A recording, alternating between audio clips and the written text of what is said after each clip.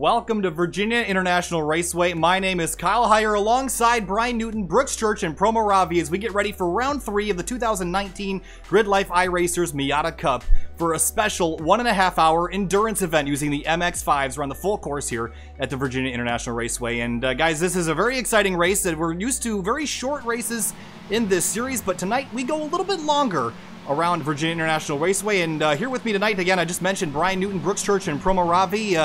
Two of the guys are from Grid Life, and two of them are from not Grid Life, and that would be me and Brian. But Brian, welcome to the booth here, and you come from an extensive road racing background and a home track for you here at VIR.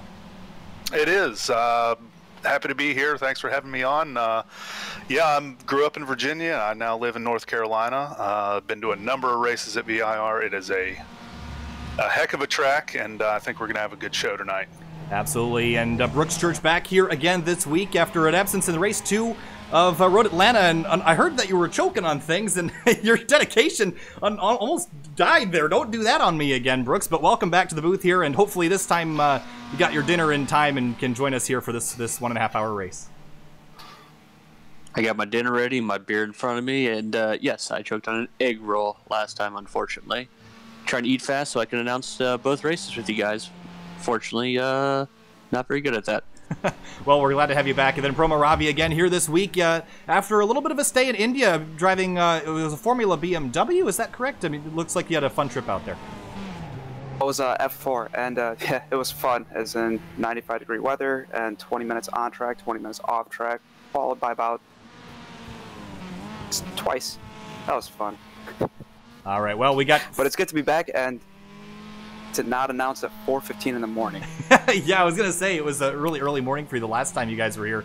All right, well, we have 2.5 minutes left in qualifying. Robert Hartley, the number 50, has jumped to the top of the board. DJ Alessandrini, John Allen, Kenton Cook, and others inside that top 10. A lot of very familiar names up here, Promo, especially Tom O'Gorman. He almost won last week at Road Atlanta, came across the line dead sideways. Do you think tonight's his night? He was .059 off last time, and I'm pretty sure that he crossed the finish line with his quarter panel out first. Not sure how he managed that, but I'm, rooting for him and Kenton, and really hoping the two of them don't make contact again. And Brooks, tonight is a 1.5 hour event. We typically do a duo of 15-minute races, and that it's going to change the strategy quite a bit here tonight, especially limited fuel to 38%, so it's going to force a couple pit stops. How do these drivers change their mindsets tonight with the longer race? I think tonight the key on this is obviously lasting the race and hitting your brake markers just right and not trying to be too aggressive. Not to say that the slow guy wins the race, but I think the best strategy is just to stay as clean as possible until maybe towards the end a little bit. And I think it's going to be a very strategy-filled race, especially these long straightaways here at VIR. Brian, we see a lot of drafting here, especially on that long back straight. It's a 1.5 hour event, but if you're starting in the back, what's your strategy to get yourself up to the front? Is it just drive through everybody, or is it a strategy race for you? No, I think you're really going to need to play a strategy race. You got options with your fuel. You're definitely going to have to be using that draft. We got 2 long straights here, and I mean, you're going to have to be aggressive, but I think you're going to have to play the strategy as well. All right, so just about a minute. Oh, go ahead. Go ahead. We spent about 4 hours discussing different strategies for this race here. There's everything that you can do between running less fuel to try and get ahead of the pack, and then pitting early to try and avoid all the traffic. But if you do that, you're probably going to need a draft buddy. Or what you can try and do is, which I'm sure that every other person is run at max fuel all the way to the last lap. Everyone pits at once, and that's going to give the end of the race one hell of an experience here. It's going to be a fun one to watch. We do have to thank our sponsors here joining us tonight. Obviously, we got all 3 of them linked in the description, but we want to give a special thanks to Grid Life, Syndicate Race Photos, and Auto Assets for coming on board to sponsor this series. And I actually have in the description linked for Auto Assets. I was looking around their website, guys. They have a 2015 Porsche Cayman for sale for about, I think it was 52 grand with 39,000 miles, and that is a good-looking car. And I have that linked in the description for anyone that wants to check it out. It's located in Ohio. Looked like a pretty good deal to me, and it's nice, shiny, and probably really fast around a racetrack. So go ahead and check that out. Qualifying complete here, and it's going to be Robert Hartley in the number 50 on the pole for this 1.5 hour event. And we're about to go racing around the 17-turn Virginia International Raceway. And guys, Going to be an interesting start, to say the least. Maybe everyone's going to take it easy here, or are we going to see what we typically see? There's going to be some strategy involved, absolutely. But another thing that is Hartley qualified .032.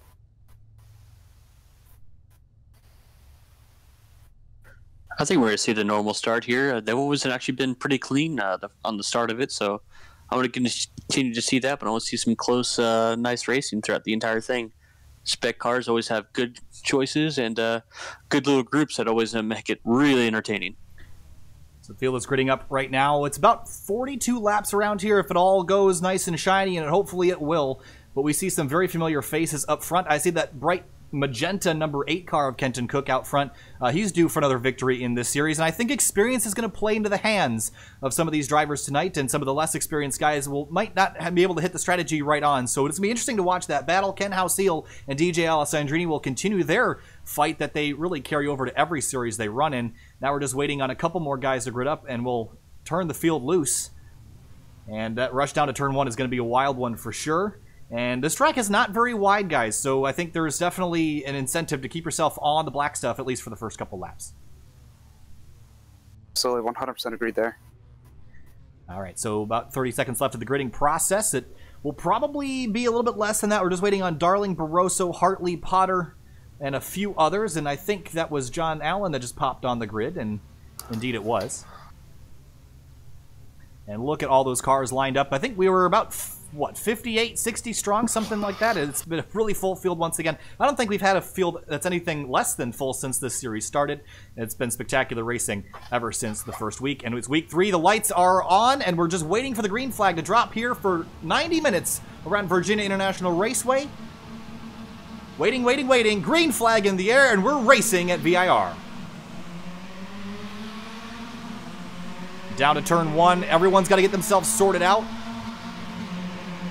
It's a rush down to the first couple corners, and looks like we have a couple drivers that have kind of cleared themselves already from the mess as they make their way down through the first couple corners. So far, so good. I don't see any contact throughout the field. Thomas Foose in the 27 car trying to find his own line. Paul Darling in the midst of a battle for 10th right now. Then it's Ken Hauseal behind the 177 of Kucera. Tom O'Gorman following him. But it's all Robert Hartley out front for now in that number 50.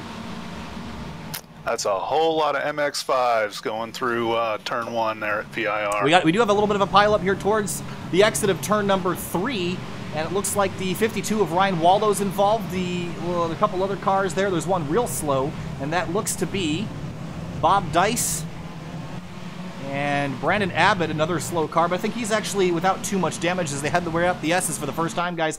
We always see a little bit of carnage here, but I'm kind of surprised it wasn't worse than that. Yeah, Bob Dice, I think in the chat earlier, I saw him talk about how his setup was not optimal for the current conditions, so not terribly surprised to see him involved in something, but you never know. The setup may not have been anything involving why he's got caught up in that, so. Robert Hartley leads the field out of Oak Tree Corner down the long back straightaway here, and this is a very interesting place that we're going to watch all night as these drivers get in the draft. And I think we're going to see the field probably separate out into groups of 5 or 10 at a time as drivers get comfortable in this race. Yeah, what's interesting about VIR is the back straight here is about 1,000 feet longer than the front straight, but the higher speeds you see on the front straight because you get such a much faster run off of turn 17 onto the front straight here. So already almost completed through lap number 1. Robert Hartley, again, very experienced in the ND MX-5, and he's going to be a hard one to beat, but John Allen and DJ Alessandrini are locked in tow right now on that front straightaway, and the draft is a little bit of an advantage here, guys, but what about, we talked about fuel, but what about tire strategy? Is that anything that we have to worry about tonight? There's one thing that the drivers can do, since there are, I believe, 3 or 2 mandatory pit stops. They can come in, get 38% fuel, and also replace tires at the same time. They could take 3.6 gallons, so they could basically stagger it throughout the course of the race, so they always come out with fresh tires and fresh fuel.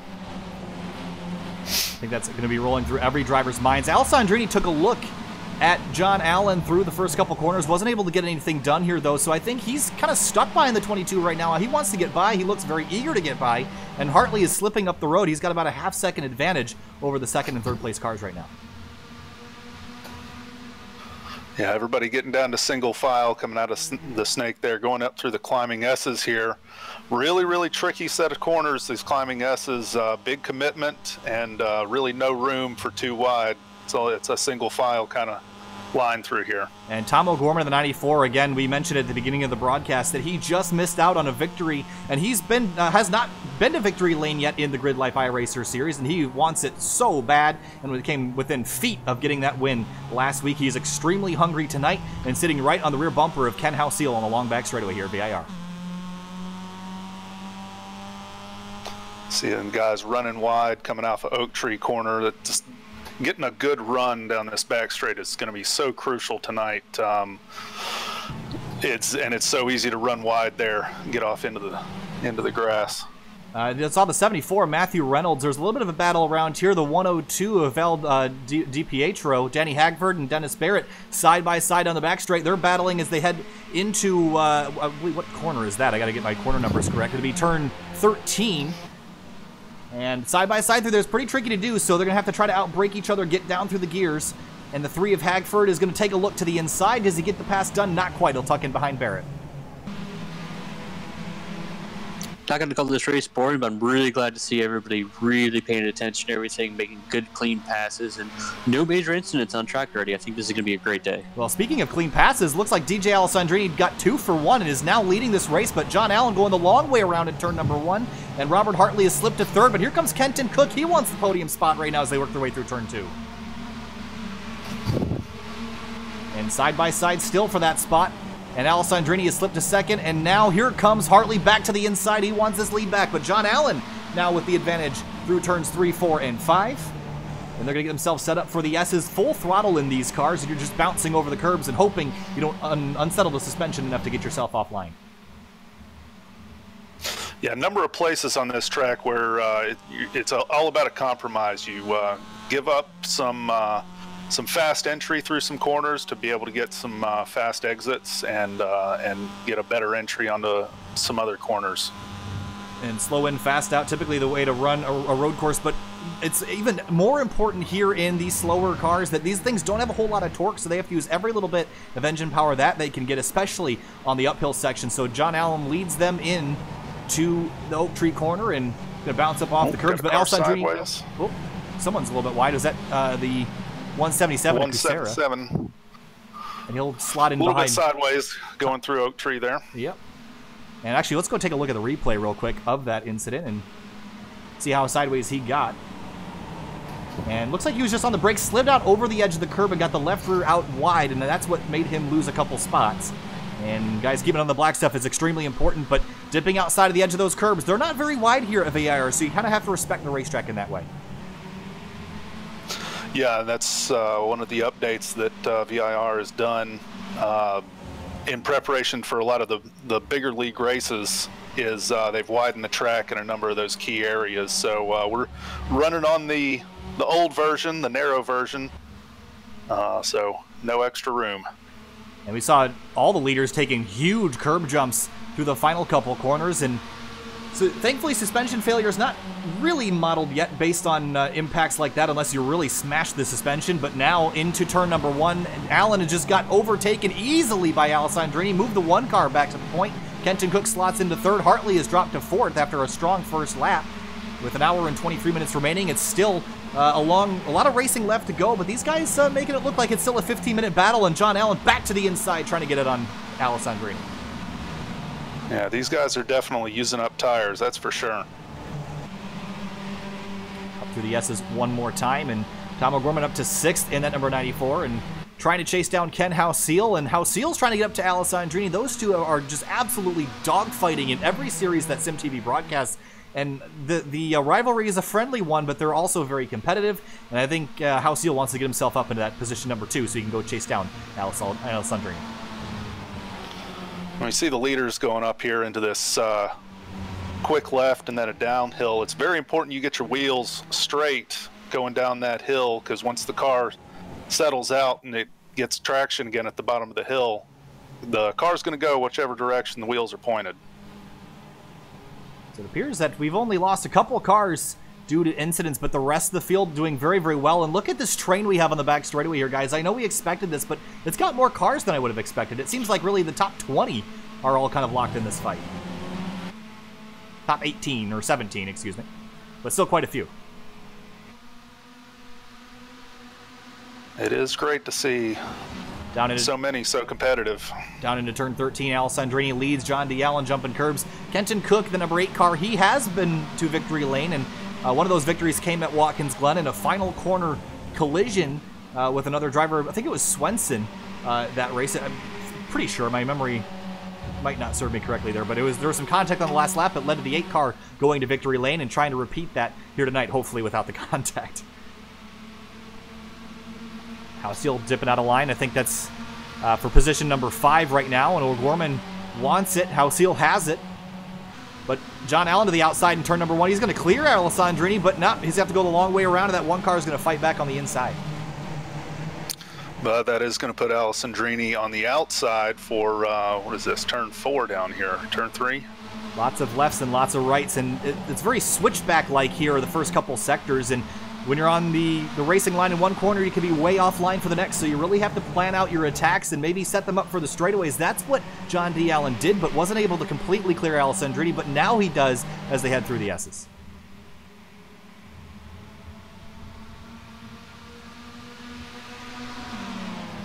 Couple of cars messing up the lower S's there, running off track, but they gathered it up and got back on the surface. And I think it looks like Alessandrini and Allen are going to go through the S's side by side. Guys, that's really, really risky, and John Allen jumps the curve there. And Kenton Cook's going to steal the spot away. That was brave. And Robert Hartley is looking back at this and guys, there's still an hour and 20 minutes left. Let's calm down here a little bit.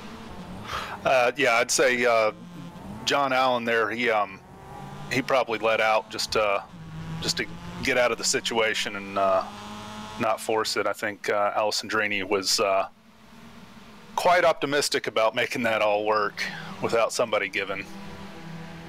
And we mentioned the line of cars. It looks like a freight train of Mazdas down the back straightaway. But Alessandrini, I think he's the dominant car so far. He came from, I believe his starting position was back in 2nd place, so he's only gone up 1 spot, but no one's really been able to get by him and hold it. I believe John Allen and the number 50 of Hartley both had the lead for a moment, but Alessandrini, again, been the strongest in this series, has won the Track Midwest Championship back when that's what this league was called with the Porsches, has won the championship in the MX-5 category in the Washington, D.C. region SCCA League. He's extremely talented, and now he's just trying to hold off Kenton Cook in the 8 car. He's got a bounty on his head. I still think it's a great idea. Go ahead and go for it soon enough and try and see if you can get away from the rest of them. You're not going to get involved in any incidents behind you at this point. Maybe a little bit ballsy, but, I give him a lot of credit for it. I mean, what does it take to break the draft at a racetrack like this? I mean, even if you're perfect, if the guy behind you is close to perfect, the draft's going to bring him right back up to your rear bumper. So how do you deal with that as a driver? And is it something you just kind of have to give up if you're not getting away and save your tires, or are you just going to go for it and spare no expense? You got to take into consideration that this is still a 1.5 hour long race. So strategy does play a big part of this. And I think they have roughly another 10 minutes or 15 minutes before they have to pit in for the first time. As the first pit stop goes in, it's going to get a lot more interesting here. Side-by-side battle back here for 26th place, Val DiPietro and Max Lupfer side-by-side, but they've cleared that out. The 102 will take that spot. So there's battling all over the racetrack, but we're going to try to keep you up front because that is where the most intense battles are. And Kenton Cook has closed in on Alessandrini. And guys, I would think that the Oak Tree corner would be a generally good place to pass, but it's a double right-hander down there. So maybe it's a little bit kind of bait to throw your nose up there and have a guy turn across you. Yeah, I would say actually the Oak Tree corner is a good place to potentially back up the guys behind you and make them have to adjust their line, and you get a better run out. Alessandrini could be doing that. Doesn't look like it this lap because he's got Cook right on his tail there, but a little bit of strategy there you could play by backing the guys up behind you, and when you take off, leaving them there a little bit. John Allen had to go a little bit wide there, had Robert Hartley all over his rear bumper. But look at these top two. They look like they were working together for a moment, guys. You got to find a drafting buddy if you really want to have any friends out there. And it looks like Cook is maybe just trying to push Alessandrini through, and maybe two cars are stronger than the rest of the group. Well, absolutely. These guys could get together, hook up, and really get some bump drafting going, or even not even bump drafting, just get some really tight drafting going on the straights. They can definitely pick up some speed that you can't have on your own. Ken Houseal's going to lose a spot to the 177 of Kucera, but he's going to try to fight back on the inside, almost touching mirrors there through turn number 1. And now the 177's got the preferred line through turns 2, 3, and 4. And we'll see if he can grab that. O'Gorman looked to the inside for a moment, but he'll back out and tuck in behind the 23 of Houseal. And Ken Houseal's been stuck in that 6th spot. He has not been able to climb forward as much as I would have expected him to. Well, he may just not be pushing. He may not be pushing to get to the front. It's still a long race. One of the things that that's going to come into play is perfect pit stops. If you don't hit your pit stall just right, you overshoot it or undershoot it, then that's going to cost you some time, and then you lose that on the track. Through the S's once again, and Kenton Cook all over the rear bumper of that one of DJ Alessandrini. And I think also, in terms of the fuel strategy, staying in the draft has got to be a hugely significant fuel savings when you're tucked in behind a car. These things punch a relatively large hole in the air, and if you're out front, you're wasting a lot more fuel. I'd assume so, but I wanted to know, since I'm kind of new to iRacing here, does that bump drafting actually affect that that score of taking you possibly out?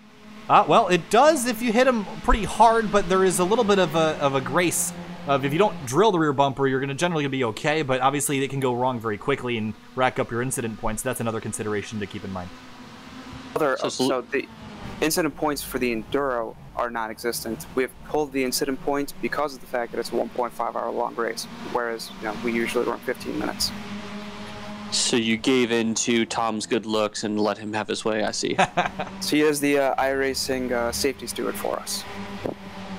Well, and that's going to change how these guys drive quite a bit here. I think it'll be a little bit less fearless, or a little bit more fearlessness at the end of the race. I think a lot of guys were driving very conservatively last week at Road Atlanta. They won't have to do that this week. Absolutely not. Bring on Days of Thunder. Rubbin's racing. Well, I think the other thing to keep in mind, guys, is that the runoff at VIR pretty much non-existent. I mean, it exists, but it's all grass, and if you get in that, you're going to go for a wild ride. So you can't really drop a whole lot of wheels if you expect to keep your speed up. And it's a lot different than a place like Watkins Glen or Circuit of the Americas, where there's just miles of pavement runoff that you can use to get a little extra speed. Also, a lot of walls at Watkins Glen.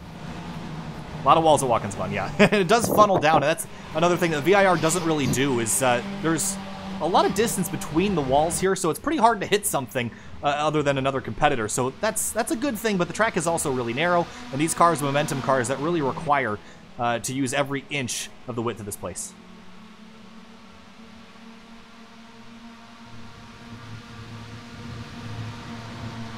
Ken Houseal, again, sitting in 6th place right now, and potentially just a strategy call for now, but let's look out through the field. Bradley Adams in the 69. He's got Richard DeMarco in the 461 to his inside, and DeMarco is one of those guys that has had some really, really good runs, but just hasn't been able to quite capitalize on a victory just yet. So DeMarco is trying to turn things around tonight. You see another battle going on behind. That is going to be the 91 of Dennis Barrett, and he's got DJ Fitzpatrick and Ali Sali behind him, as well as, I think that's the 24 car, who is, I believe, a couple laps down. And yes, it is. It's Justin Lee who's 1 lap down. Well, hopefully there's enough time in the race that he can pick it back up. We'll see. Trying to...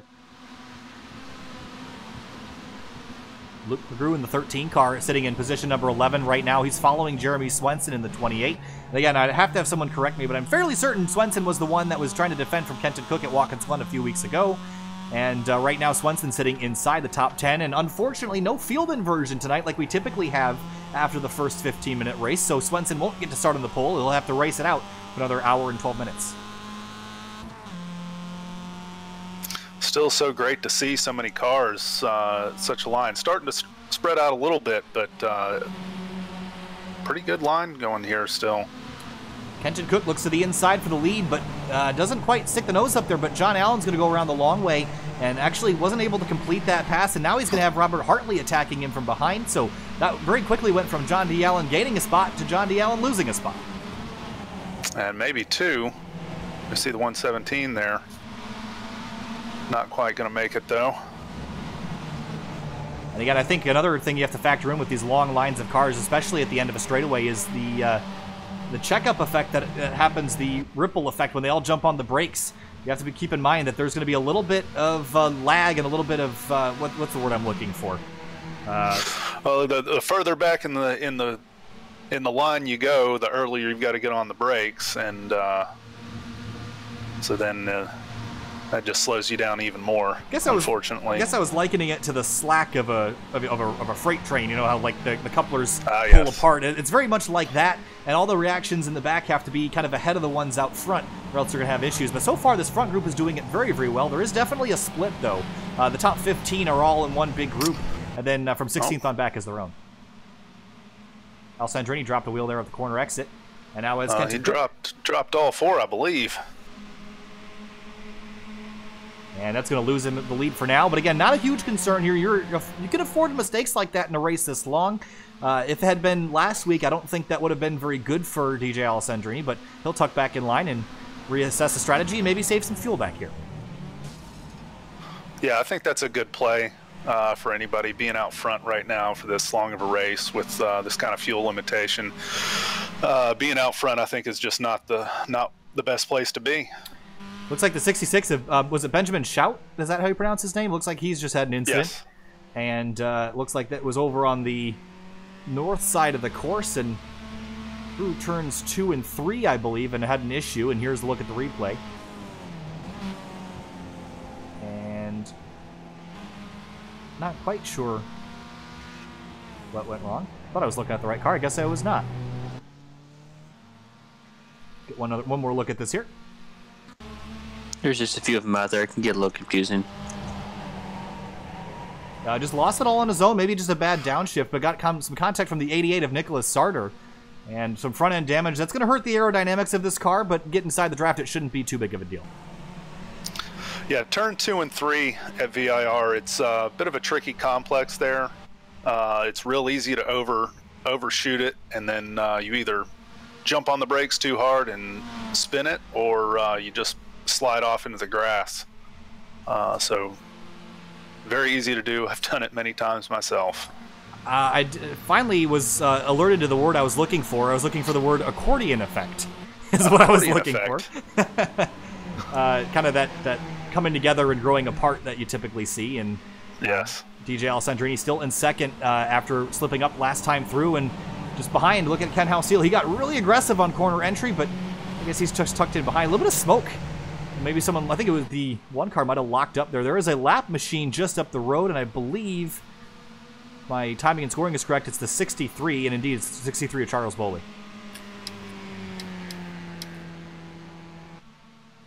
And that is like looking in the mirror and just seeing a freight train bearing down on you, all those cars coming up. And you have to keep that in mind that these guys are racing for the lead, and you know, blue flag is just an advisory only, but with this many cars coming through, they're just going to make their own room. They will, and chances are anybody in this series is going to have their wits about them and know that don't interrupt this train.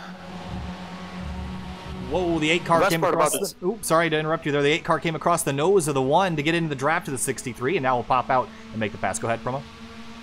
The best part about the series is that every driver here also drives in real life. So they still have, you know, the common sense drivers in real life have, and you know, they respect each other and give each other room when required. And I think that's been the big difference in this series, Promo, is that these guys, they race these cars like they're their own, and they're not just a dispensable object. They're something that you have to care for and maintain and pay for, and that kind of mentality is carried over and led to some spectacular racing here in the series. Absolutely, especially last week's race with Tom finishing with this quarter panel first. How about Paul Darling in the 155? Haven't seen a whole lot of him tonight. And there's a little bit of damage to that left front fender. I think he was involved in the early lap 1 incident as he started in 9th place, now running 17th. So that 155, not a great start to the night.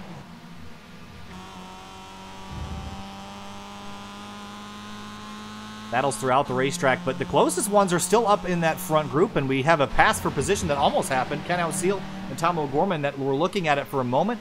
But again, I think this front group is doing what I was expecting them to do, is really just get in line and just kind of cruise around and run this race out of time. And now the 8 car of Kenton Cook runs really wide out of the Oak Tree corner, and Alessandrini is going to stay tucked in behind. I don't think he's going to take advantage of it.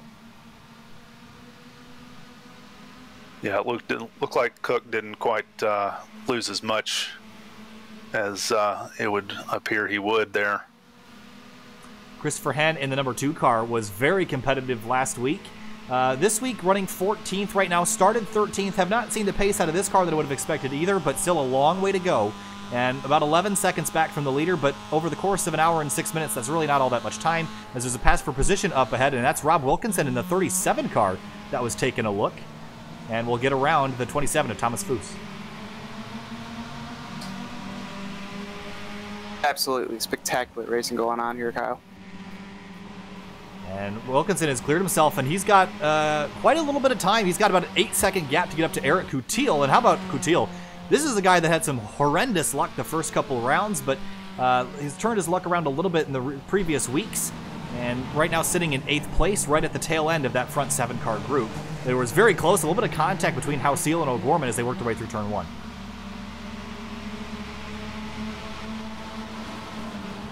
Take a look at the laps that we've run so far. We've run 12 laps so far, and thinking about pit stops somewhat soon here as we're getting to we're almost to the third of the way mark here, and that's about splitting the race right down the middle, or right into thirds rather. And so maybe some guys thinking about when to make those pit stops. I think the most important thing for anyone that's not leading, though, is you're going to want to pit with a friend. You don't want to be all by yourself when you return to the racetrack. Absolutely. You absolutely need that bump track, buddy. Ken Houseal's got a little bit of nose damage here, guys, and I'm curious to see how much you think the aero damage would affect them when they're not inside the draft. Is that a significant disadvantage, or is it not a big deal? I think it's enough that the lap times are going to show, but definitely as long as you're tucked up behind somebody, it won't make any difference at all. It's more smoke still. I think there's one of these lead drivers that's locking up every time they get down Oak Tree, and that's certainly not going to preserve that right front tire. Yeah, that's probably not the best strategy, I don't think. Alessandrini pushing the 8 car, maybe taking a look out to the inside. No, he's going to stay in line and play the smart move. So we have a top group of 8 cars now. It's kind of slimmed down from the 15 or 20 we had about 15 minutes ago. All within 1.5 seconds of each other. Absolutely incredible. And 50 of Robert Hartley started on the pole, led the first lap, but since then has not had a breath of the lead, and he's just sitting behind here. And I think Robert Hartley is a guy that's skilled enough to know exactly when to attack and exactly when to take it easy. And right now, I think he's just taking it easy. But we do have the leaders side by side, Cook and Alessandrini. But I think Cook is going to prevail on this one as Alessandrini is way offline for that first turn, which is essentially a double apex right-hander. And Alessandrini's going to tuck right back in line. But here comes Hartley. He wants to look to the inside here. I believe Ryan Hartley is the #1 iRacing Global MX5 racer. That is correct. It's, and actually, I have this iRating value here. I can read it off to you guys. You're not going to believe. Does anyone have a guess for the iRating of Robert Hartley? Ooh, I'm going to throw one out here. 7,000. How high does it go? Because it's going to be that number. Anybody else want to make a guess? Well, there's only, I think last I saw, there's only one person that's over 10,000 on road, so his iRating can't be that. Is 9,666. 9,641. Wow. Yeah. That's insane. He is a very, very skilled driver. I don't understand how he can ever race in official racing and get any iRating at all unless he's in a 7,000 SOF. I mean, that's pretty phenomenal. Sure. Jay's about that good in karts, too. And he's also one of the competitors that will be in the Spec MX5 Sim Racing Challenge that debuts tomorrow night on the Winding Road Magazine YouTube channel, and we'll be streaming that over there to 457,000 subscribers. We're super excited about that. But a couple drivers that are in this year's will be racing there, including John Allen and as well as DJ Alessandrini, who is currently second right now. There's a few other drivers here and there that are also in it. I think Paul Darling is as well. And Christopher Henn in the 2 cars also entered. So lots of drivers, lots of carryover, lots of skill in this race and in tomorrow's. So I was just looking at the front of Seal's car, and I realized that the front end was just a little bit damaged. I think he mixed up his autocrossing career with a little bit of a back bumper of another car. Cars hit harder than cones there, Seal.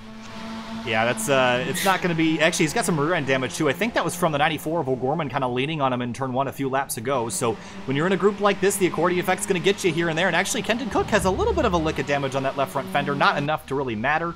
I think Alessandrini is all clear and good. Actually, he does have a little bit of a crinkle on the left front of the nose of that car. And again, it's not going to matter a whole lot, but I do think Seal has the worst damage of the front group.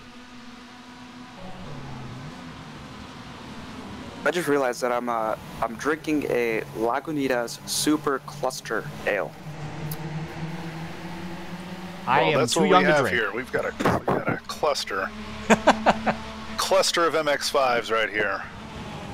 I'm currently drinking a Galaxy Hero Indian IPA, Indian Pale Ale.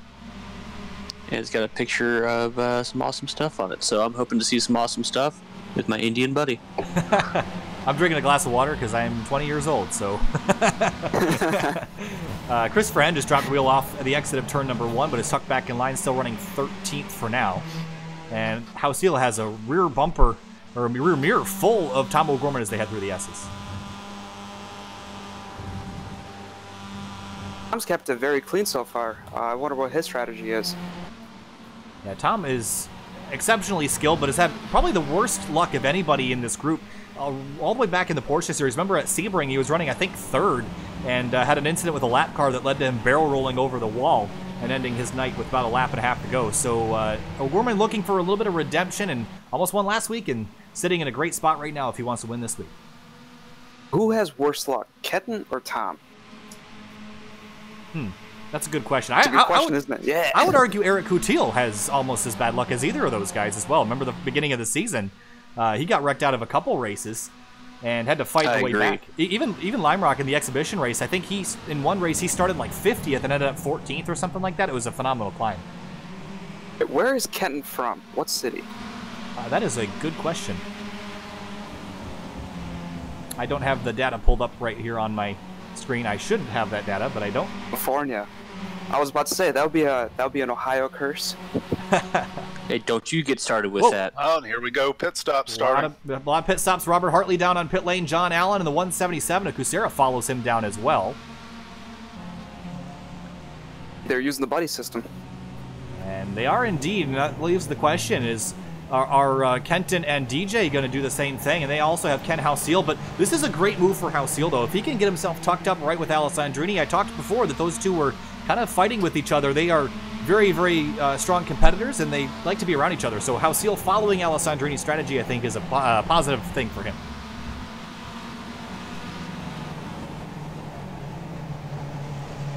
So we just have about 59 minutes to go, so we're about a half an hour in here. So looks like these guys are going to break it into 30-minute segments, which I think is a good strategy. Split it right down the middle. Don't make anything hard for yourself. It's one thing to be driving the race car. It's a whole other thing to play crew chief alongside it. Absolutely. Trying to make fuel calculations while you're driving this hard is it's a bit too much to ask of anybody. So best to make it simple and just get out there and drive the wheels off the car. I think that's one thing that a lot of people aren't necessarily familiar with, especially if you're familiar with pro racing, is you don't typically play driver, crew chief, and pit crew all in one go. But that's what you do here in the iRacing service, and that can throw some people off sometimes. I think just a little bit. I mean, it's just a completely different beast altogether. But I think everybody's handling it really, really well. Pass for position. Alessandrini going around the outside of Cook. They'll slot back in line, and there's a lot of action around Tom O'Gorman right now, and that's the 82 of Coutil who's caught up. They're making their way around the lap machine, the 81 car, and that 81 is driven by Vincent Coker.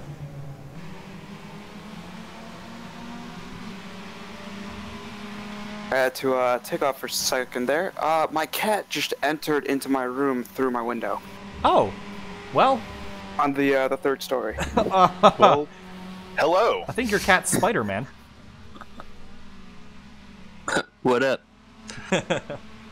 All right, so the leaders don't pit this time through. Seal and O'Gorman side by side for position. Coutil slotted in line behind them.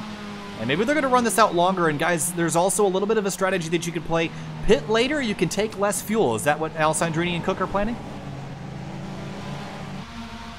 Kind of looks like it. Hard to argue.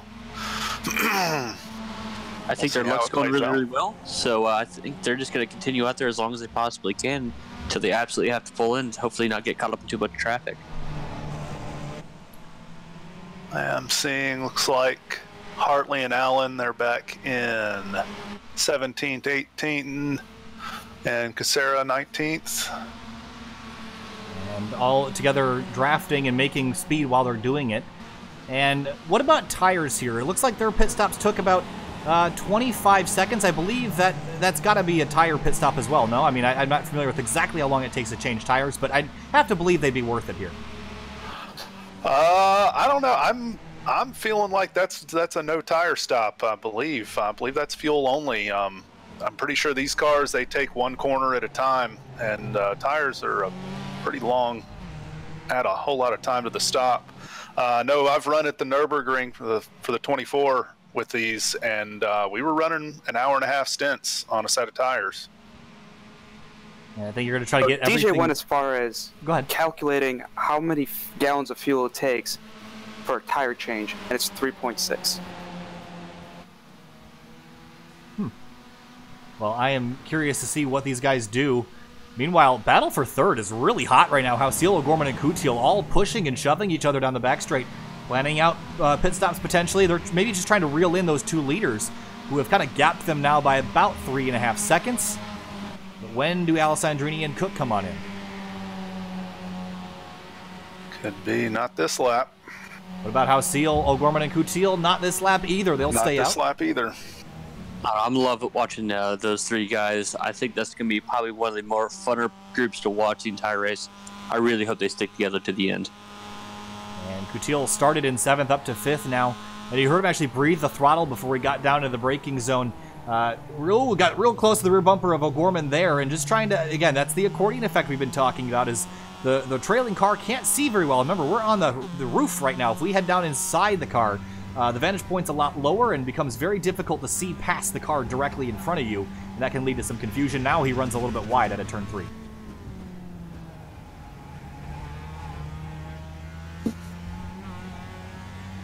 I love this onboard shot.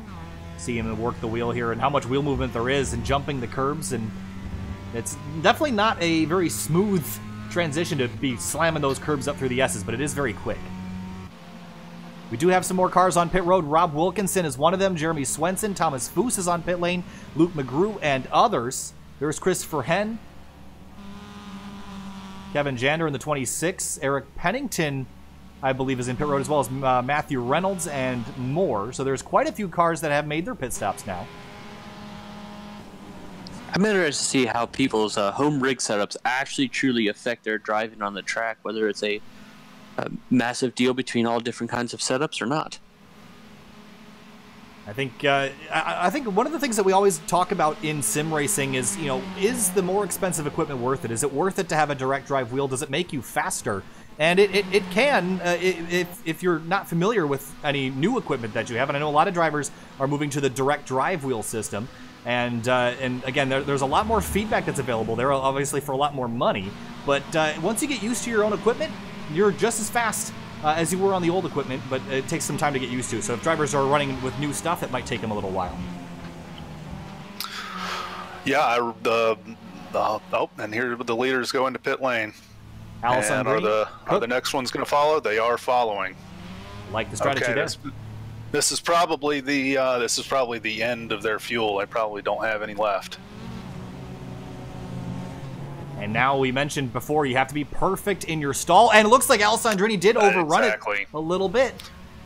And up on the jacks they go. They're changing tires, guys. They are changing tires. I forgot that they only get 38% fuel, and so definitely taking tires.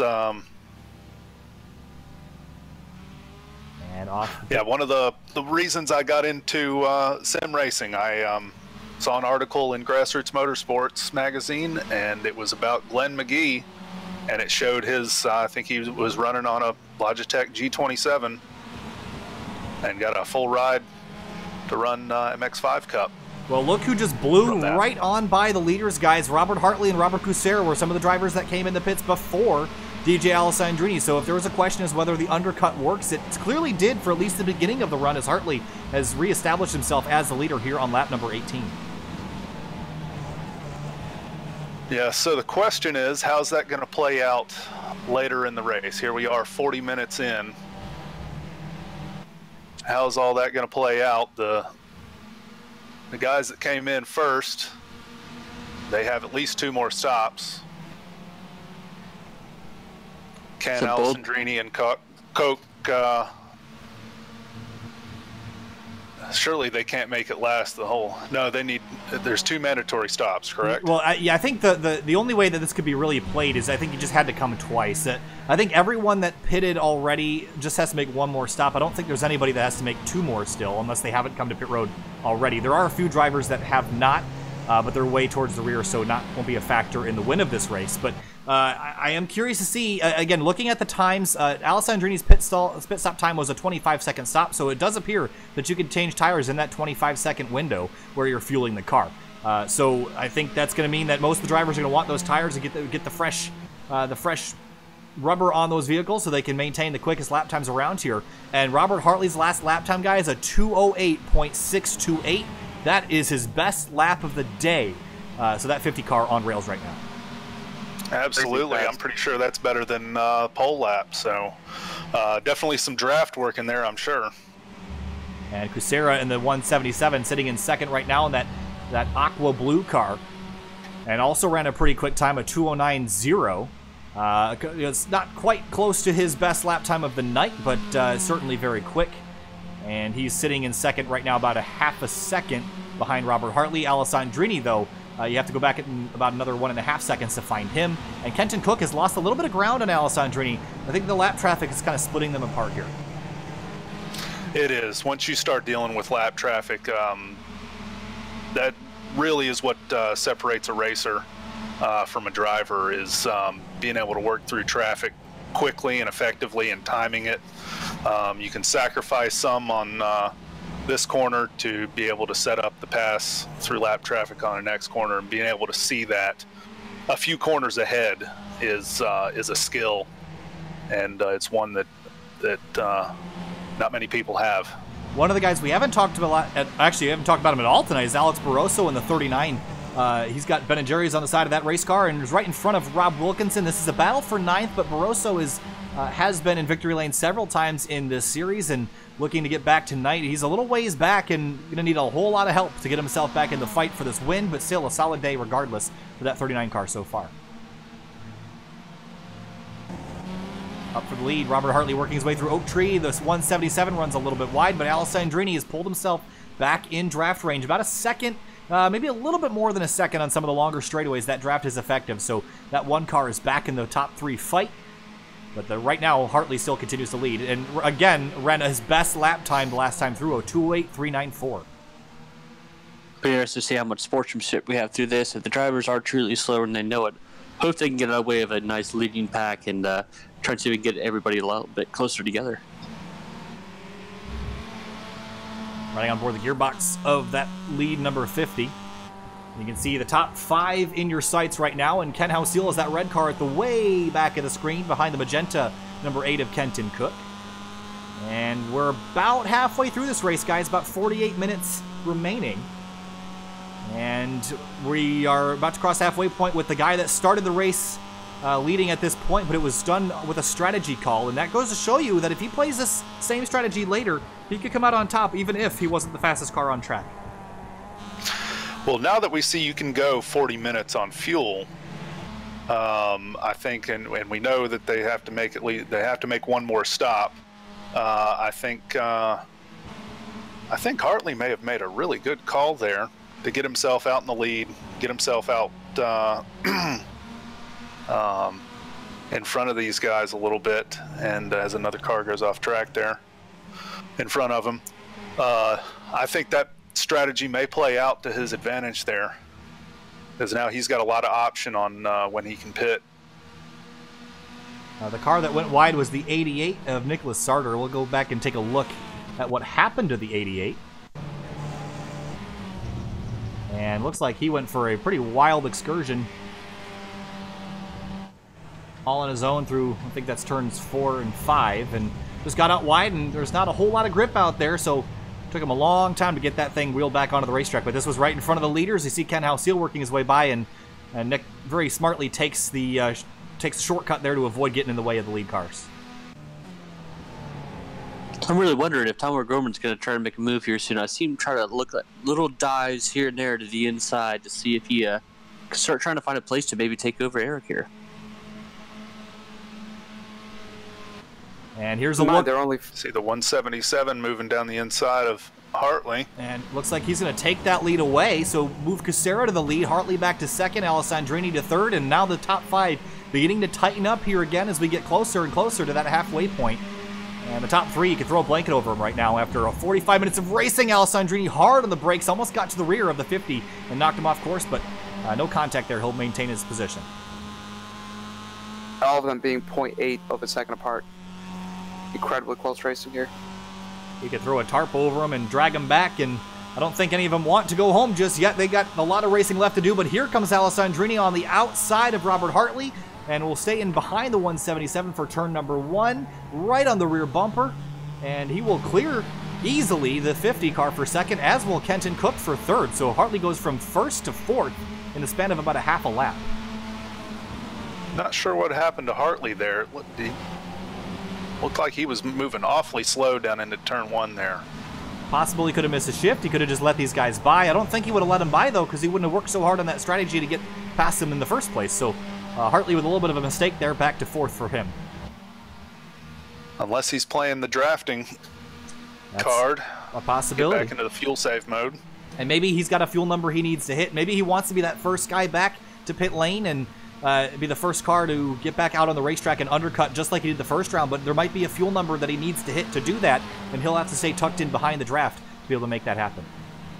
He could have fallen back to figure out who would pit ahead of him so that he could follow them in so he wouldn't be going into the pits by himself. Not a bad idea there either. That is absolutely true. I think it might be a little too soon for that. I just think he's just trying to play a strategy here, just try and just hold off on his tires a little bit and see how everybody else does, and kind of maybe try to follow their strategy, see if he can save some tires and some fuel maybe. Well, I tell you what, we were almost to 50 minutes into the race, so that would leave us 40 minutes to go, which is right about where that final pit stop window opens up. So be interesting to see if we start seeing some cars diving in here in the next 4 or 5 minutes. I think when we see that first car come, I think we've seen that the undercut is very effective. So if Hartley drops in again, do you have to immediately follow him down the next lap and immediately try to respond to his strategy call, or are you just playing your own race at this point? I would wait out a lap.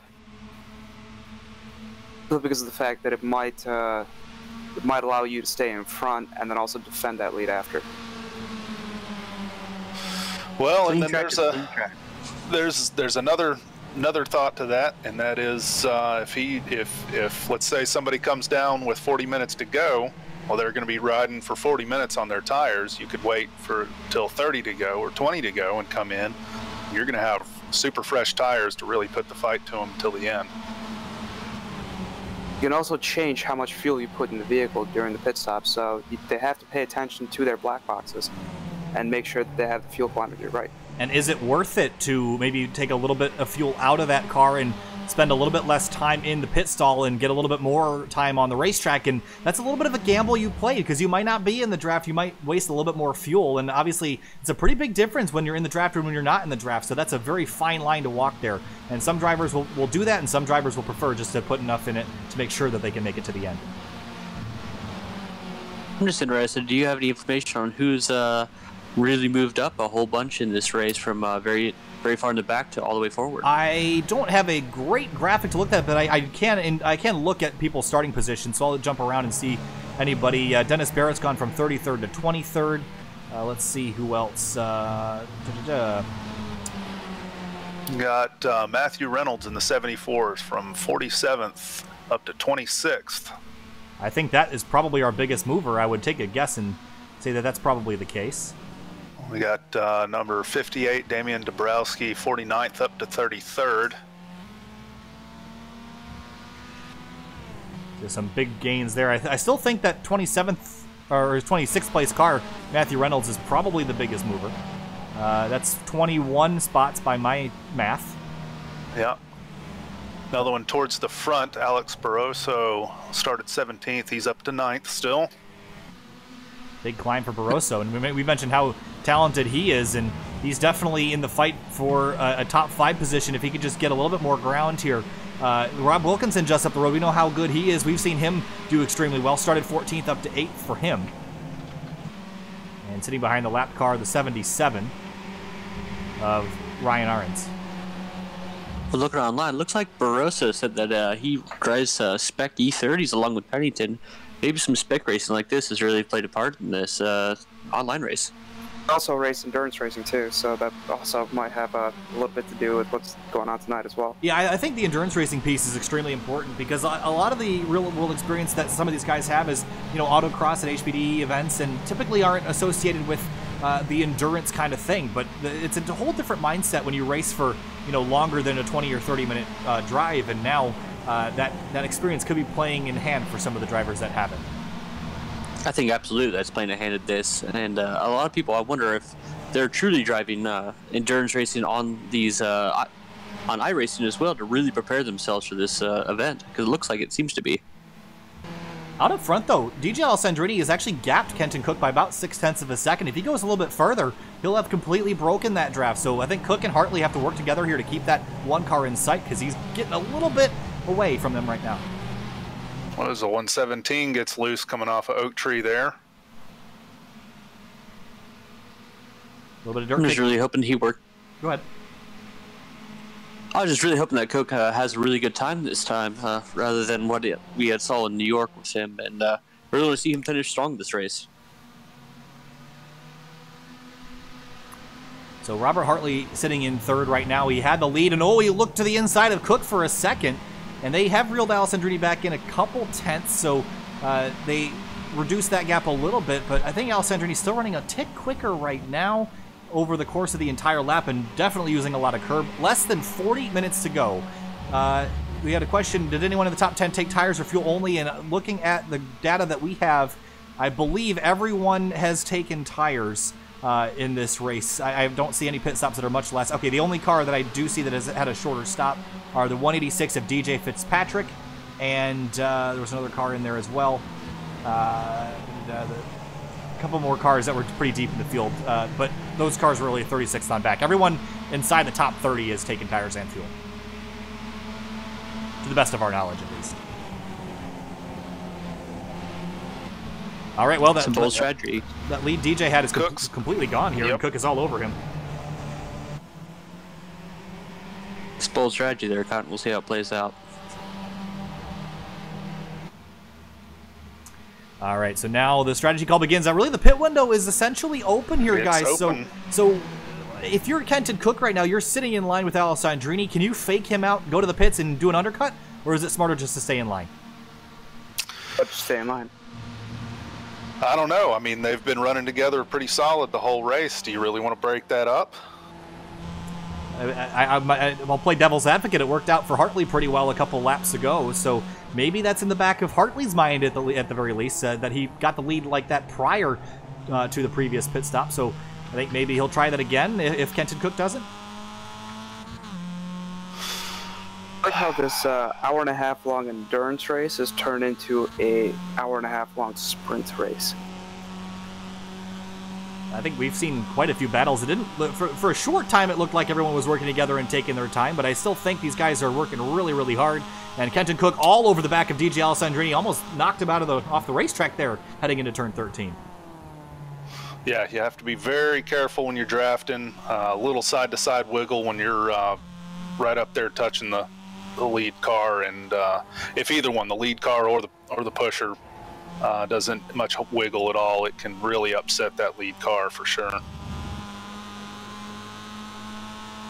All right, so tell you one thing, in most endurance racing, you typically have like long periods where it's kind of boring, this has been exciting pretty much what I think since lap 1. And I'm really excited to see how this goes a bit further. And I have a feeling here the next 10 minutes or so, you're going to see some people really pushing hard from the back to make a name for themselves.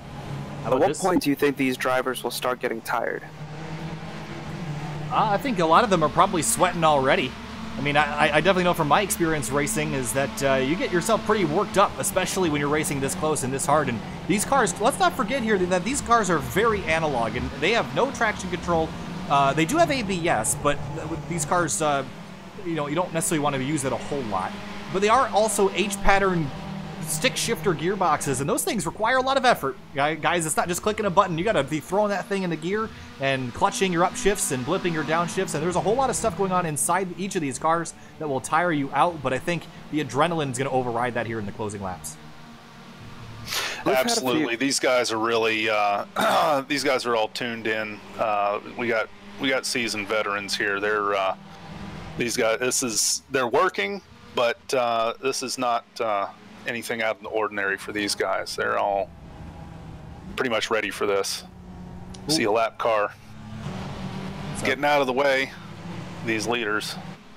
Oh, wow. It looks like there's Eric Coutil looking to the outside of the 177 of Robert Cusera, and they're going to be door-to-door, mirror-to-mirror, and almost gets forced off the racetrack. Not a whole lot of room to play with there, guys, and we're getting down to it. I think there's a little bit less room being given out there right now. Absolutely. These guys are to really start turning it up and trying to make a move and putting it to whoever's in front of them, for sure. Coutil got the spot, and now he's up to position number 4. So a great climb forward for him. He's still in this race. He's right behind Robert Hartley, who's sitting in 3rd. Then Kenton Cook and DJ Alessandrini, your leaders here with 35 minutes to go. And every lap they come on by the pits, I expect someone to peel off and maybe give this a try. No one from the top group Not yet. We saw in earlier strategies that pitting a little bit early might have actually helped out, but I think these guys are going to be in it till the end. I think they're going to wait till the last second, then you're going to see a whole bunch of them peel off. Speaking of strategy, Derek Yarbrough. Contact down into turn 1. Hartley into the back of number 8. Cook. I'll go back and take a look at the replay there.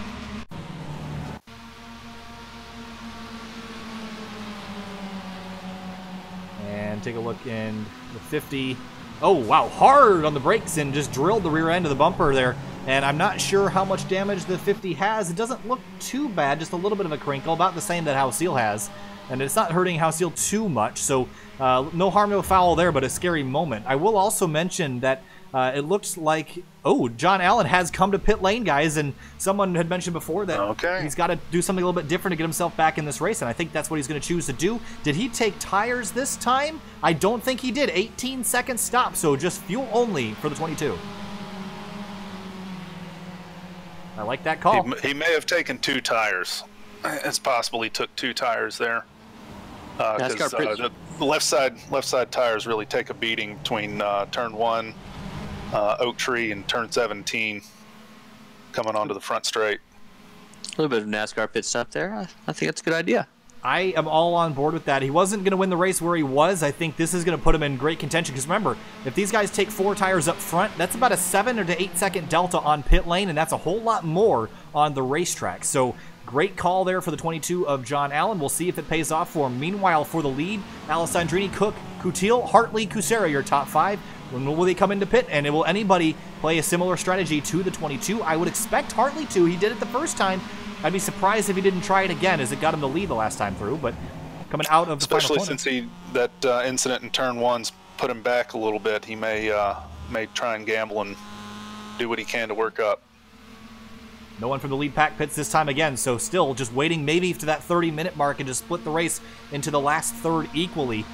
Ken Hausil and Cusera going at it for the 5th position right now, down into turn number 1. Next lap by, we're going to be under 30 minutes to go.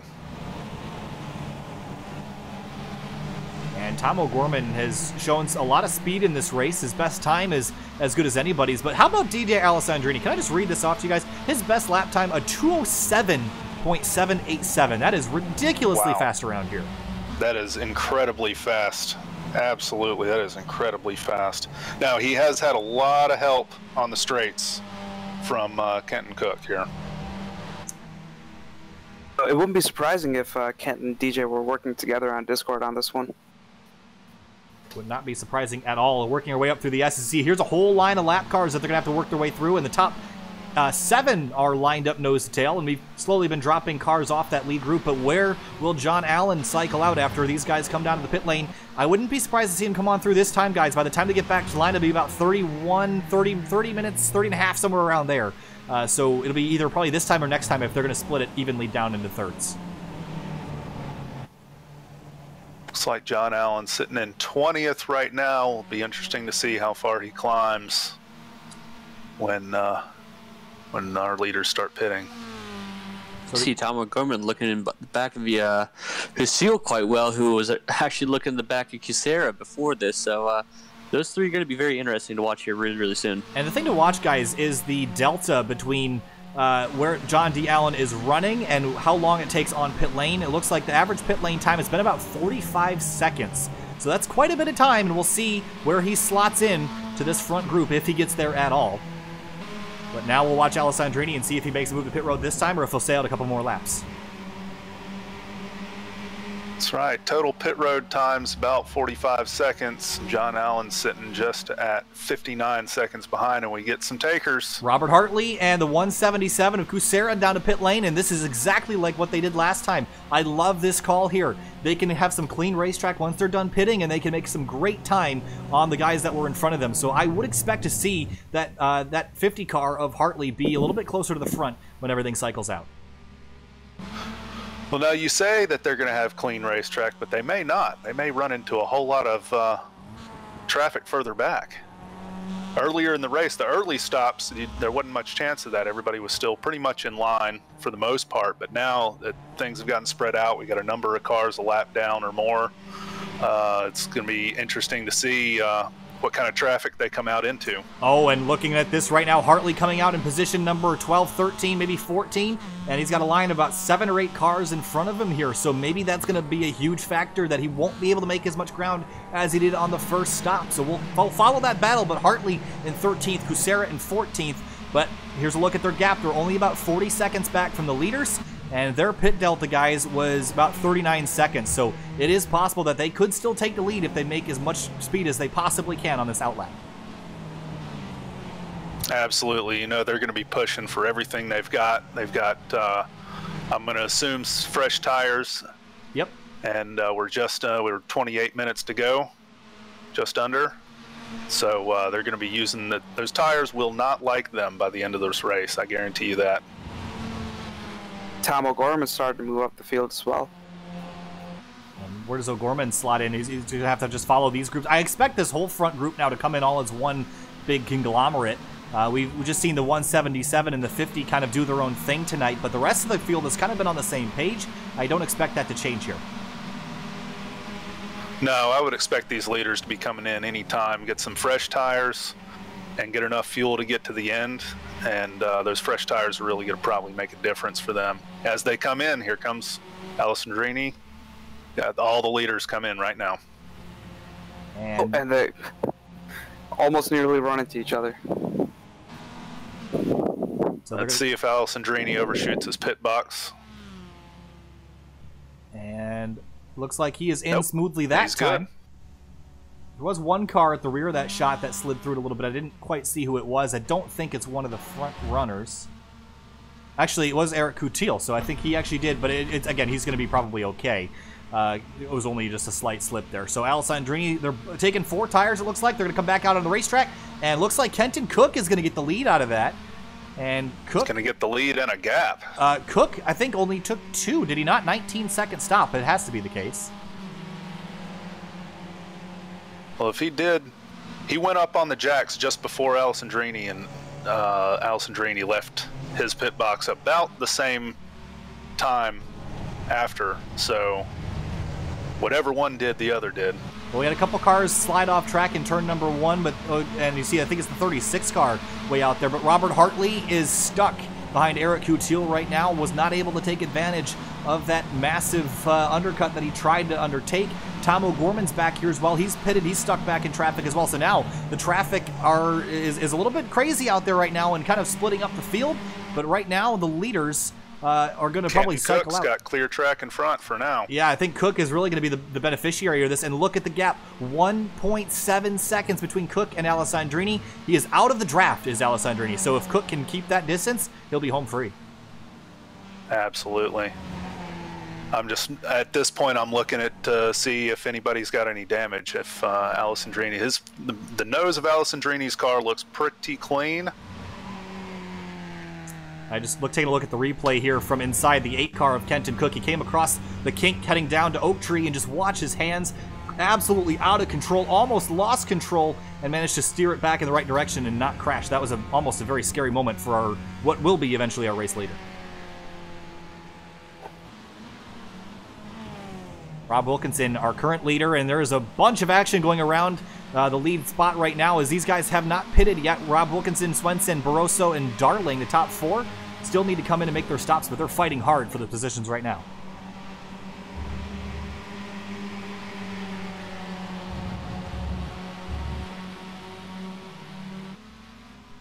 So now the question becomes, can Alessandrini run down Kenton Cook? It looks like he might be able to, guys. He's already eaten in 0.7 of a second this lap alone.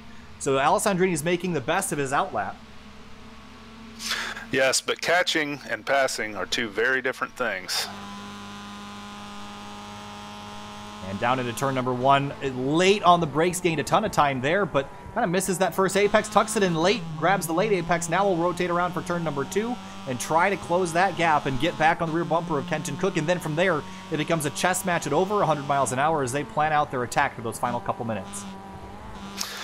Yeah, I think if they're smart, they just relax. Alessandrini just relax for a little bit, soak up that draft, save his tires a little bit, and wait for the last 5 or 10 laps to make a move. Looking at Robert Hartley in 9th place right now, is this a missed opportunity for the 50 car? I mean, he was so quick early in the race and got ahead on strategy, then had a little bit of a slip up, and then this later strategy call is not really working out for that 50. Is he made a mistake or just had some really good competition today? There's still another 23 minutes left. It's still anyone's game. Absolutely. A little mistake by the 1 or the 8 up here, and all of a sudden the 50 car's back in it.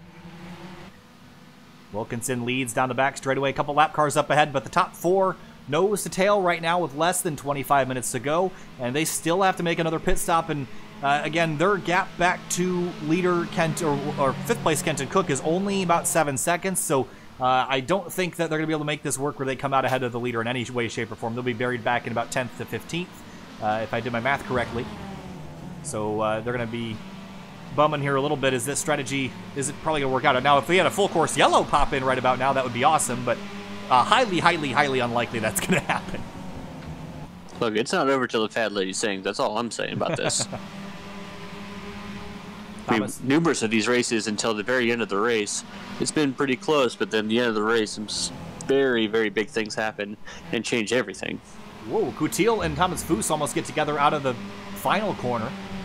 And the 27 gets up onto the grass a little bit out of turn number 17. Now they're going to be side by side down the front straight. There's Kevin Jander pulling off into the pits to go for his final stop. And the 27 and Hartley moves up.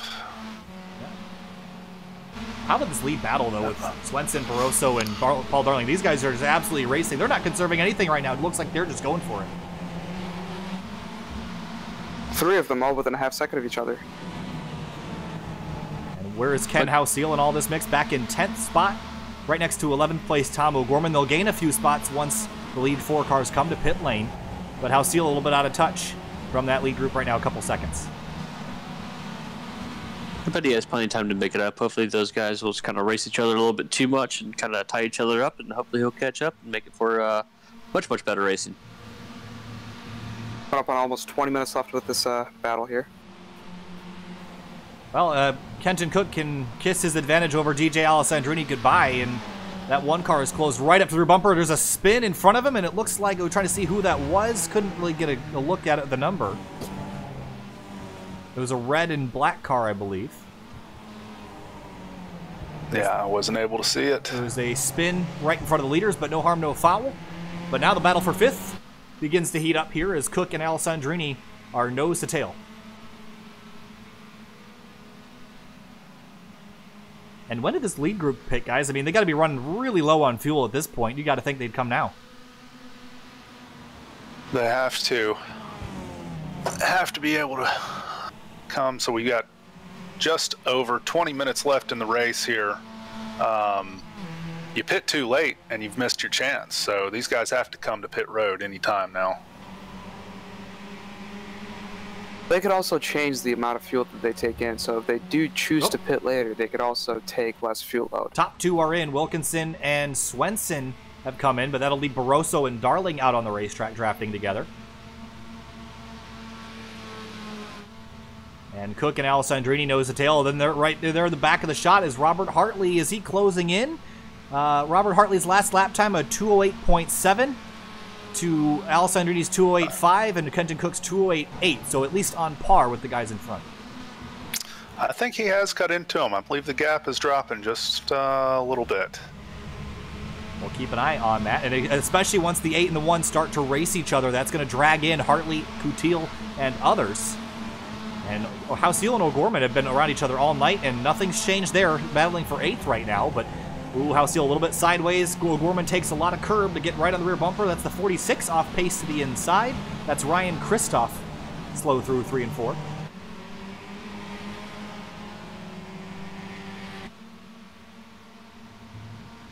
Look, I just keep seeing this Ben Jerry's car go by, and I just really wants my screen. Just gonna point that out. Gonna want some after this race for my throat. And Alessandrini still closing in on Cook, but where is Hartley? Is he making up ground? Right now, the interval between him and Alessandrini is 4.2 seconds. We'll keep you updated on that time as we head back up to the battle for 3rd now as Darling and Barroso continue to lead on the back straight.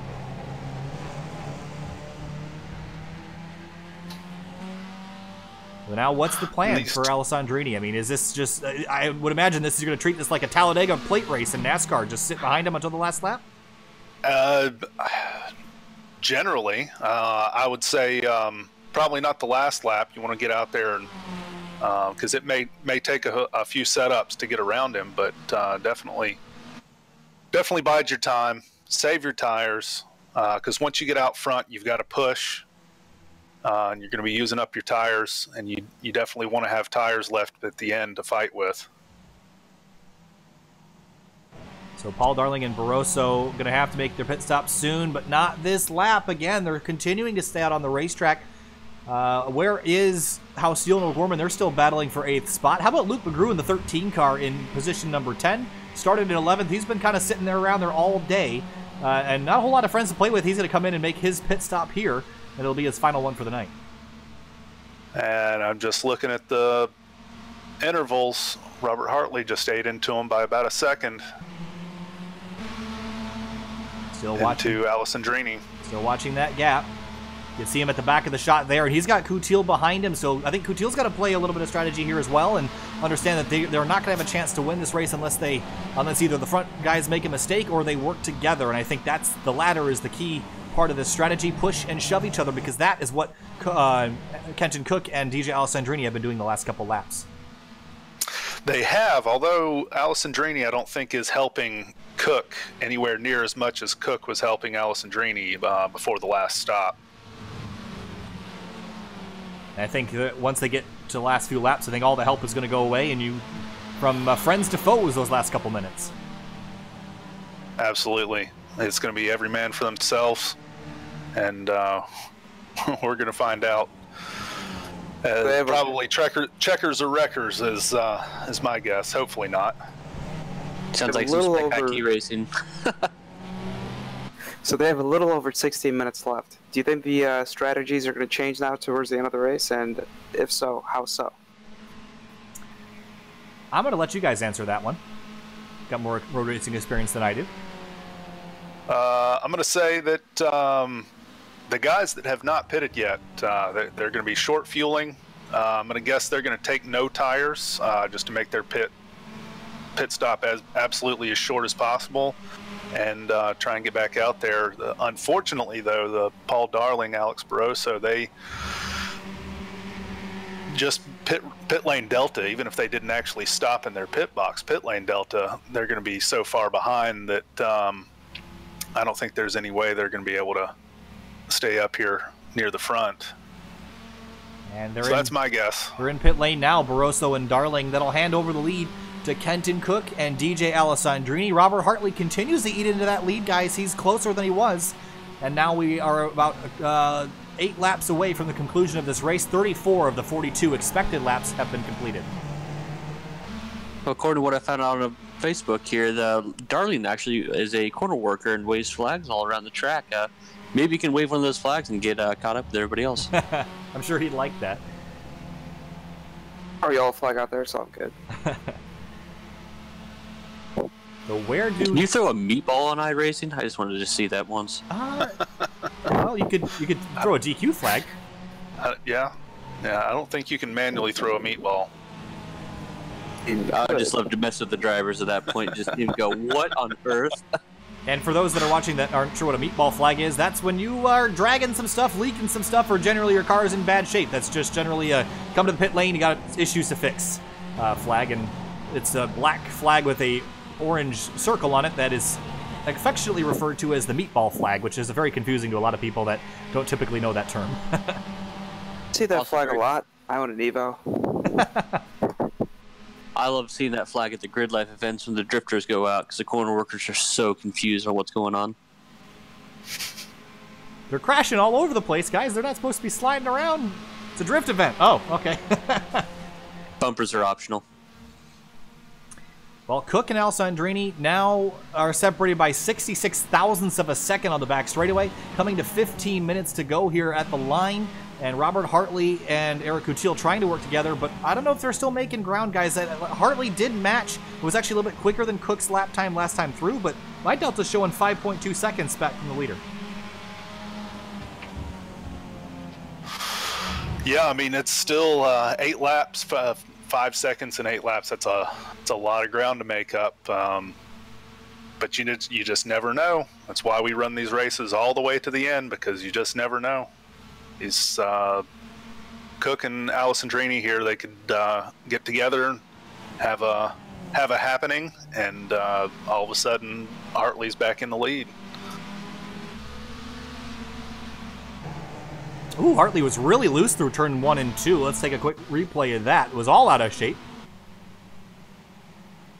Got down to the curb, put the power back on, and woo, almost lost control there. You'd think these cars would be pretty hard to get oversteer on without a whole lot of power, but these little MX-5s so light that they're really not as slow as people stereotype them as, guys. I mean, they only got 155 horsepower somewhere thereabouts, but they're also less than 2,000 pounds without a driver in them. So they're pretty light cars, and they're not slow necessarily. They're not the quickest cars in the planet, but they certainly have some pep in their step.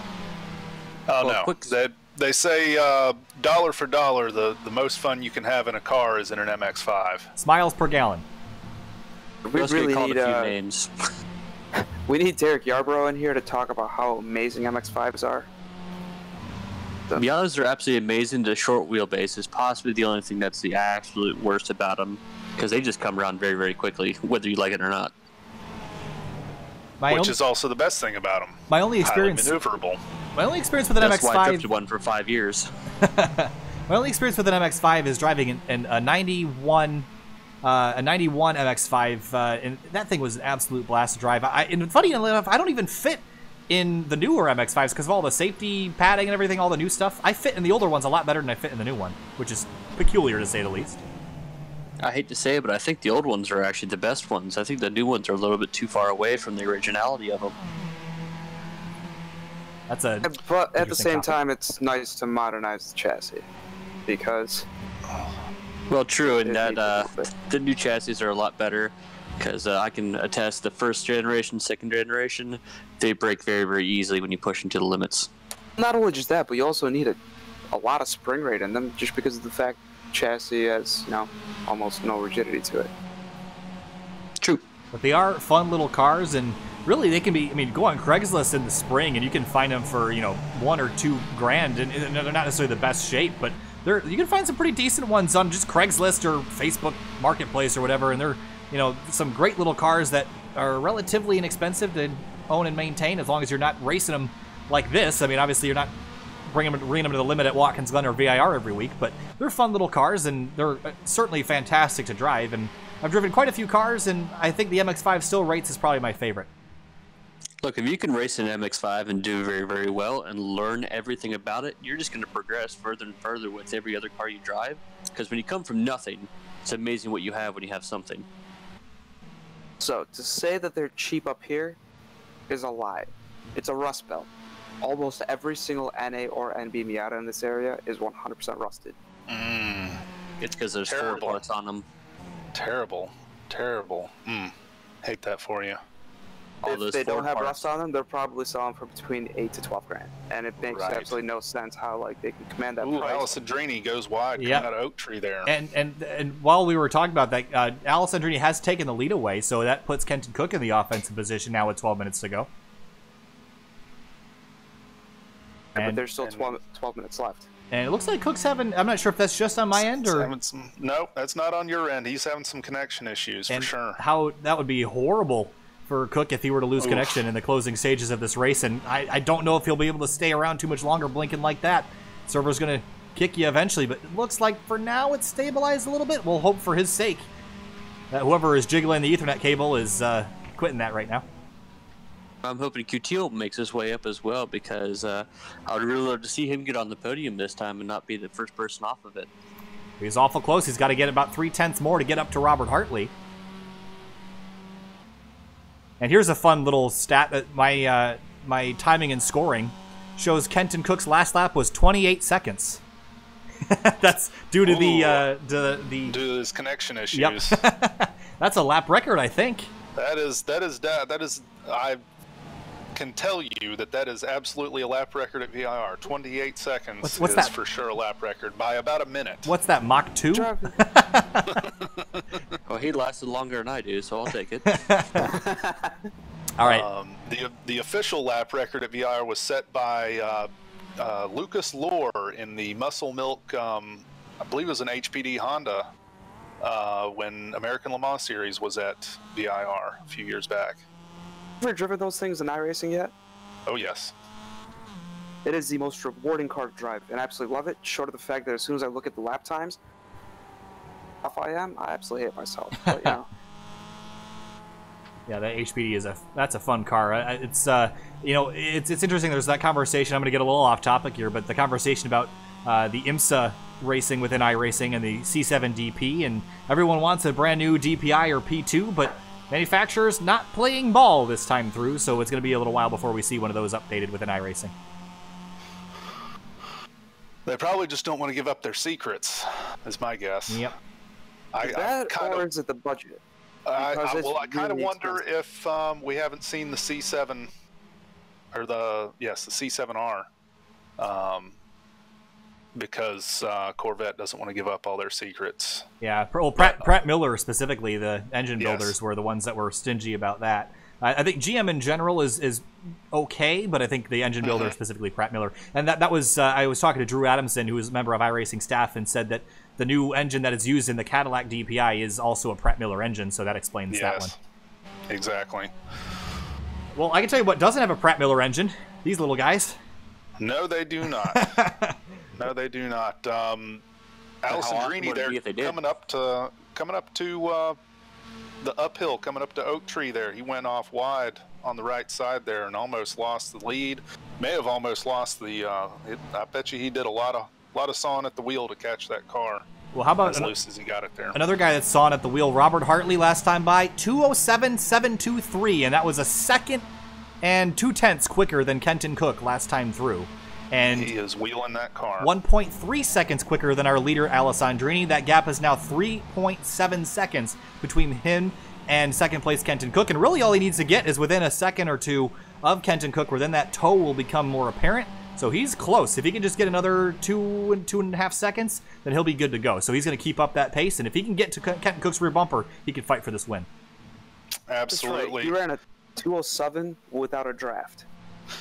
Unfortunately, though, he's only got about 6 minutes of race left, so he's got just over 2 laps. 3 laps. It's going to be 3 laps left, so... Hey, Cook has been all over the back bumper of Alessandrini on this, so it's going to be really hard for the rest of them to catch up with those two drafting so well. At what point do you think that they'll stop working together and then start working against each other? It's got to be coming here any time. Cook's got to be looking to get by Alessandrini at any point. In fact, he could be hanging back here to be able to get a run on a straight. Yeah. I think that some friendships are about to end here. I think so too. And you know what's interesting is I don't think that they're necessarily aware of how much time Hartley and Coutil have been making on them, and that's probably why they're going to probably start racing each other harder. If they saw that those guys were reeling them in as fast as they were, they might think to work together a little bit more, but that 50 car is sneaking up on them from behind. I think like it could be trying to more make a battle pass for here. podium than anything. Putting his nose out there. He's definitely trying. Right on Gonna board be, with the 8 car here down the front straight. Be a very interesting last 5 minutes here. Right on. I think you're going to see those two in the top 1-2, and then you're just going to see the super battle for third place. Seems to me that Alessandrini is very good at leading, and Cook is very good at following. So it may be that Cook realizes that, and he's going to wait and try and make a couple last lap dives to try and get a pass done. But he may know that he's just not the one to get out there and hold the lead from Alessandrini. Say that until you see how many races Ken's won. I'm not saying he's not a top-notch driver. I'm just saying in this race, what I've seen, Alessandrini seems to be the guy that is most comfortable in the lead. I think I would agree with that. I think Alessandrini has been a little bit quicker out front, and I think Cook might have been holding up Alessandrini just a little bit, but they've given up a little bit more time to Robert Hartley, who's now 3.1 seconds back from Kenton Cook. So we close in about 0.4 of a second, the last lap and a half. Getting a little bit closer, guys, and it's a lot of distance to make up in 5.5 minutes, but guys, it's not impossible for sure. Well, I wonder Absolutely with not. Cook's going on here, getting all over him, if he's wearing his tires out too much, he's going to have to slow up, and Hartley's going to have a chance to make it up. And all he needs to do is get within about a second, 1.2, 1.3 seconds. That'll be enough to tow up on the back straightaway. And he just needs about a lap to do that. So we'll keep an eye on that gap. You can see it on the relative there. 3.6 back from the leader, 3.1 back from second place Kenton Cook. As Alessandrini and Cook lead with 5 minutes and 18 seconds remaining in this race. I'm just hoping Tom O'Gorman uses some of his real-life experience with his late braking that I've seen on numerous videos, and see if he can use that to his advantage here at the end. Well, how about the anti-lock brakes? Because I know a lot of guys, typically in the past, anti-lock brakes were kind of annoying for drivers to use, and they'd rather just threshold brake themselves. But on a car like this, is it something that you guys prefer, or would you rather have it without it? There's been a long time discussion going on within iRacing forums regarding the driving gates. And almost every driving gate that you're allowed within the game always costs you some amount of time.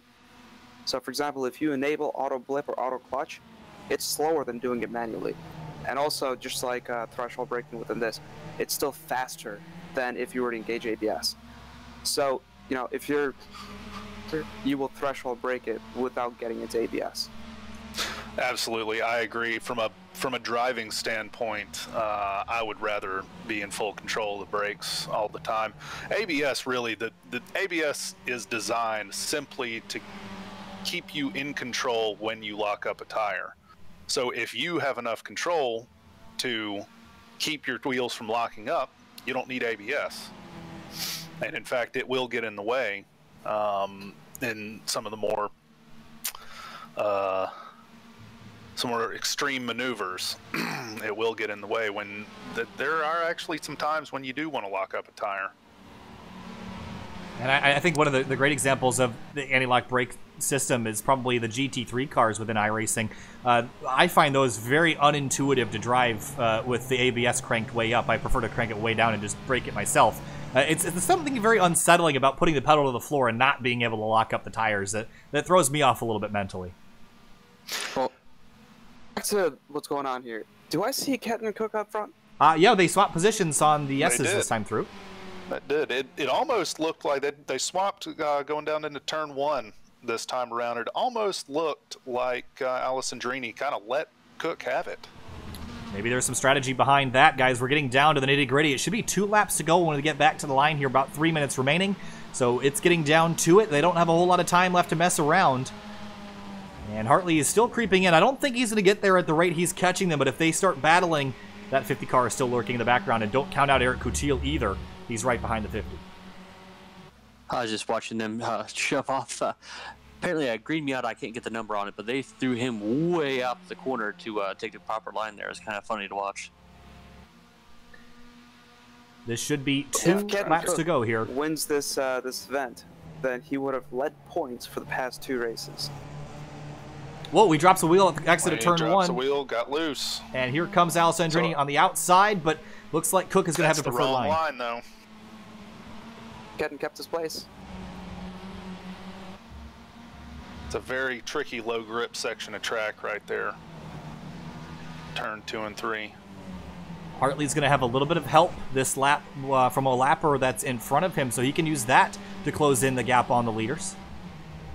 And he should catch that vehicle by the time they get back around to the back straightaway, so we'll keep that in mind. You only need to lead 1 lap to win a race, and it's the last one, and don't count them out just yet. I know they're still pretty far back there, but if these front 2 get into it, don't count them out. 1 minute and 42 seconds remaining. We should have 1 more lap to go when we get back around to the start-finish line. It's Kenton Cook, DJ Alessandrini, Robert Hartley, Eric Coutil, Ken Houseel, your top 5. Not to knock on wood here, but I mean, this has been an extremely clean race, especially for endurance racing, especially here at the end. I'm really proud of these guys for doing such a clean race. It has been a really clean race. We need more endurance races. I'd agree. I'm a big fan of multi-class racing, so, I mean, bring in some other... Oh, God, yes. Bring that back. And actually, speaking of multi-class racing, on Thursday night here on SimTV, we're going to have a little mini Sebring 1-hour event with the C7DP, the GTEs, and the GT3s, day to night for that race. That'll be a fun one to watch on Thursday night, I believe 8 o'clock p.m. So anyway, we'll focus back on this race. 55 seconds left on the clock here, and it's going to be probably between these top 2 cars, 50 seconds to go when they get back to the line. It will be 1 lap remaining. Kenton Cook and DJ Alessandrini out front. It's looking like a 2-car race here, barring any kind of calamity. It's probably going to be Alessandrini or Cook here. Really and truly, it's probably looking...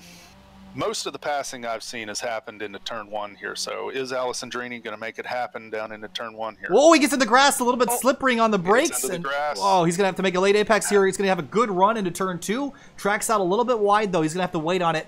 And maybe wait till maybe the S's to kind of force up the outside. But the problem with that is if he makes a pass on the first half of the course, he could put himself in potential position to be passed on the back straightaway here. So maybe you have to make the pass there just so that they can't get back by you.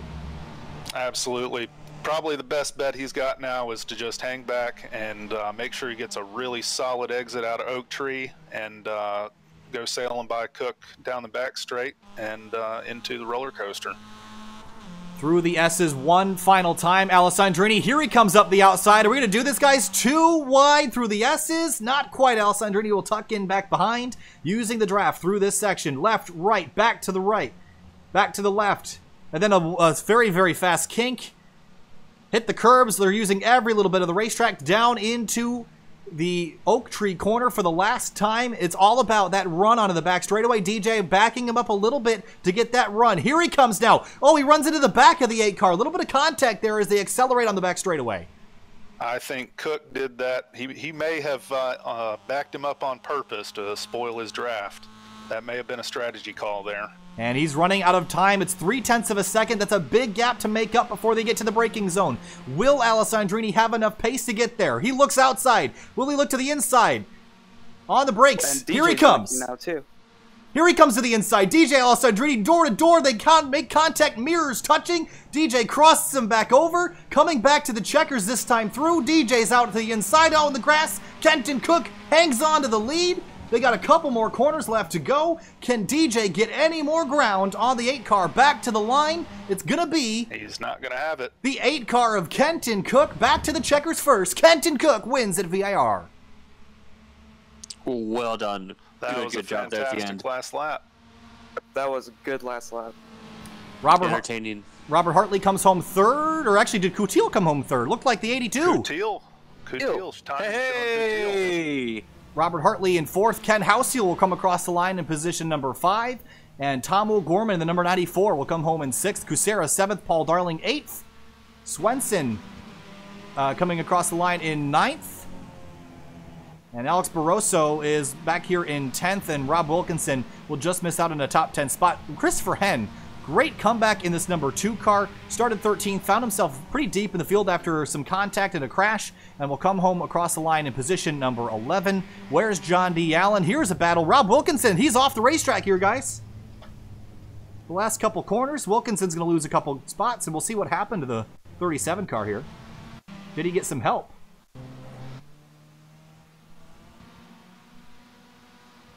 And here's a look at it beside Alex Barroso. Down into 13. There was contact. The 39 got together with the 37, and around goes Wilkinson, so he'll lose a couple spots right at the end.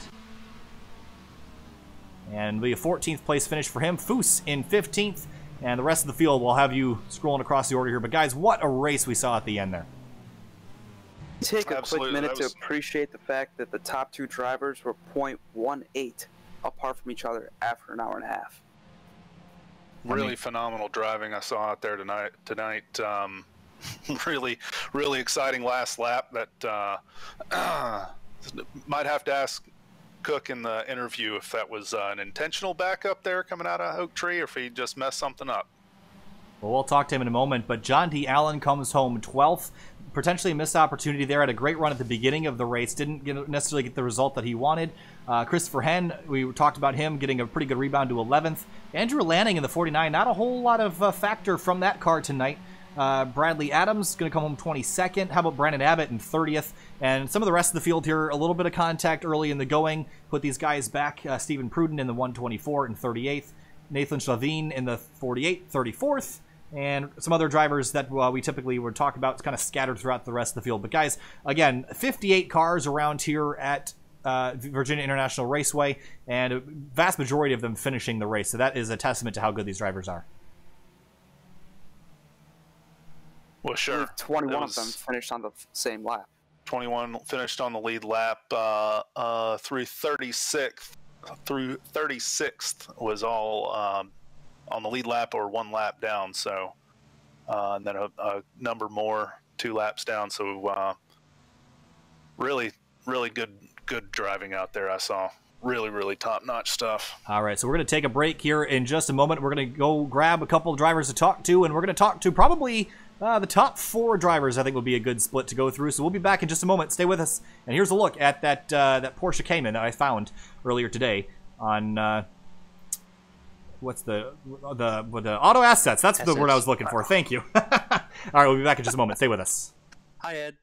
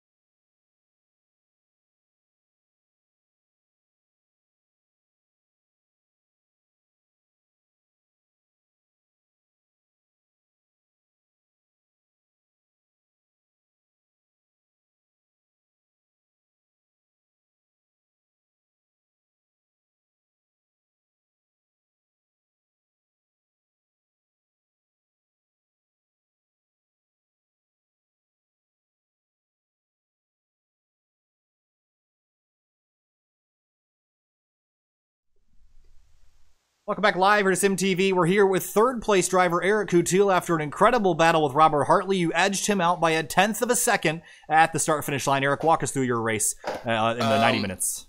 Yeah, so we had a bit of a strategy going on with the front runners there, and then it looks like that third pit stop really shook everything up a little bit. So it seemed like it was 3 pairs of people. It was DJ and Kenton up front, and then it was me and Robert Hartley in third, and I was just trying to work together, trying to catch up to that lead pack. And I think near the end, we made up some ground.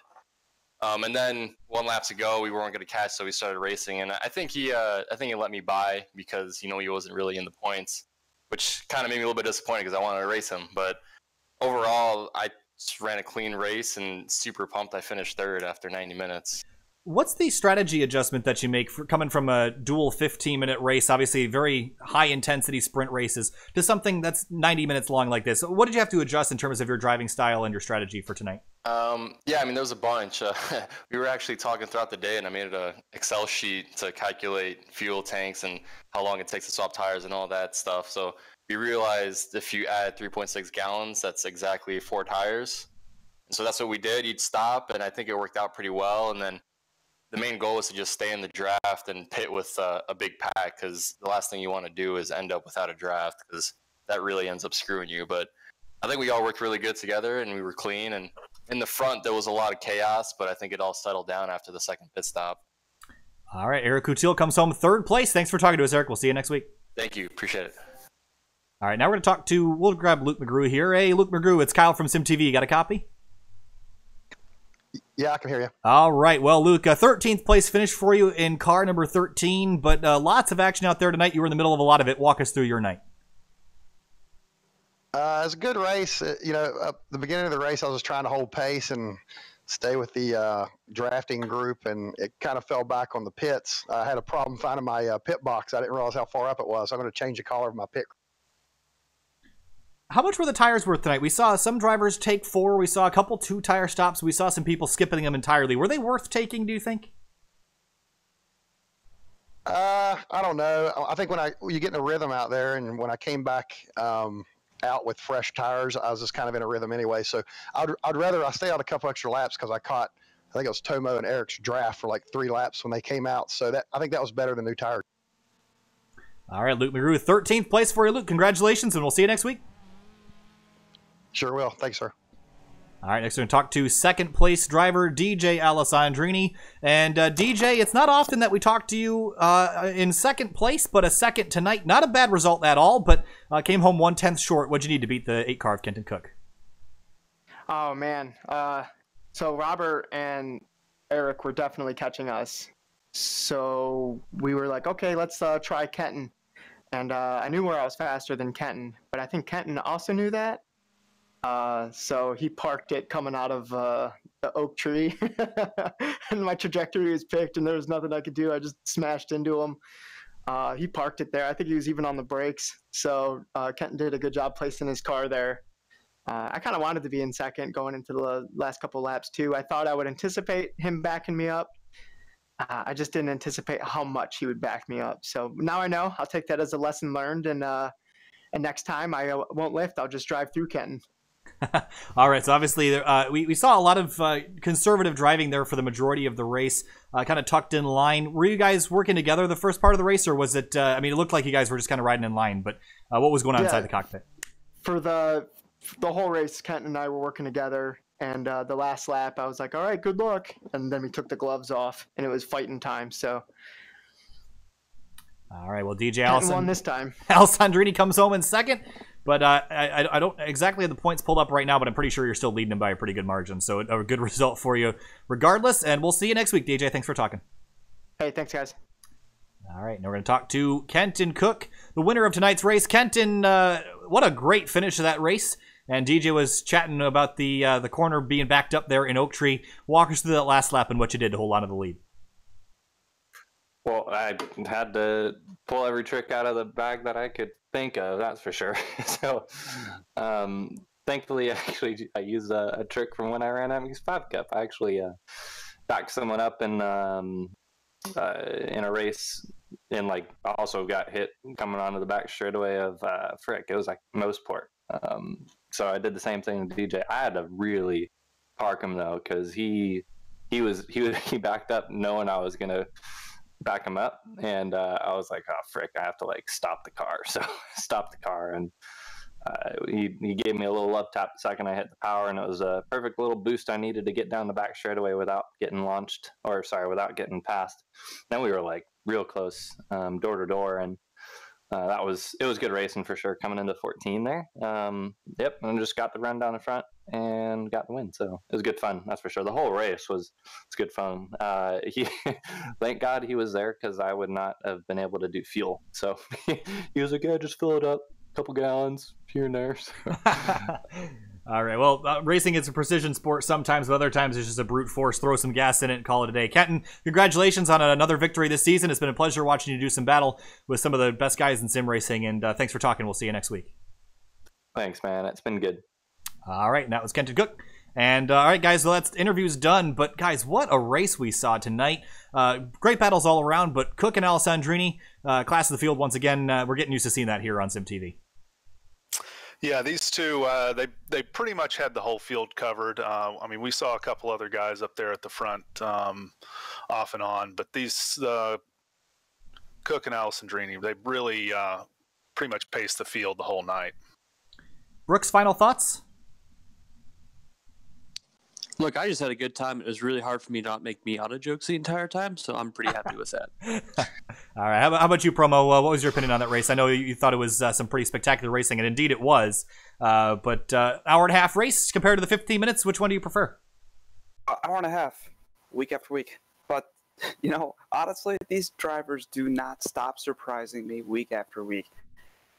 I don't understand how they could race so clean, so competitive, and at the same time, all stay happy.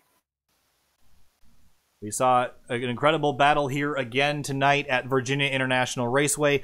Guys, it's been a pleasure working with you guys tonight. We haven't had 4 people in the Sim TV booth here ever. It was a pleasure working with you guys. But also, before we go, I do want to remind everybody that is watching that there is another stream going on right now over on our channel. And Finian's running that one along with new Sim TV part-time announcer Jarrett Mackey. I just posted the link in the chat there. It's also in the video description. It's the Fuel Cup Series from Bristol Motor Speedway. It's their round 3 as well. Go over and check that out and give Finian some love as we head off for the night here. Guys, thanks for joining me in the booth here, and we will join you again next week on next Tuesday. Promo, where are we next week? Is it Road America next week? I believe so. All right, we're going another draft track. That's going to be a fun one for sure. All right, guys, that'll wrap up the broadcast here tonight. Thanks for watching, and we'll see you next week. Have a great night.